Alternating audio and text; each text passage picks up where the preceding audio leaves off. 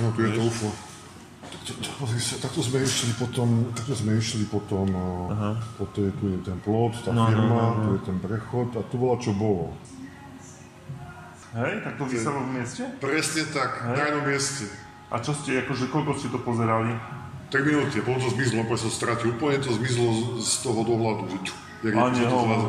No medzi tým mrakmi zmizlo. Stalo to v mieste a potom zmizlo? Áno. Zajímavé. I to bolo smer nad Barnovcami, hej? Áno, áno. A môžem si tú fotku zobrať, že ten by si mi poslal na ten...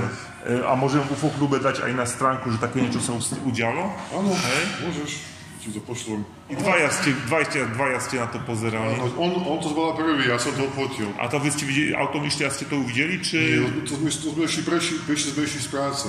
Tam je tá vrátnica. A jak sme už išli k tej vrátnici, tak on ukázal prstom, že aha, čo tam je. Čo to tam je dialo? Aj som to odfotil.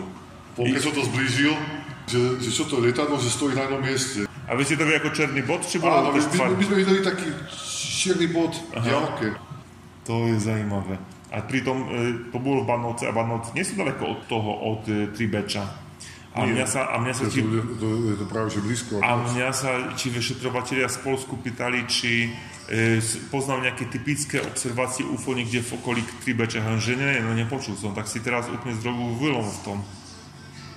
To máš ešte tež potvrdenie, že ty hovoríš pravdu. Nie, ja ti verím, ale pre takých ľudí, ktorí nebudú veriť, tak toto je úplne dobrý dokaz. A ešte, že si mal svedka, že on tež to videl, nie? Áno, ja si nevymýšľam. No, ja tie videá nedávam na Facebook, pretože chcem byť zaujímavý, ja z toho nič nemám.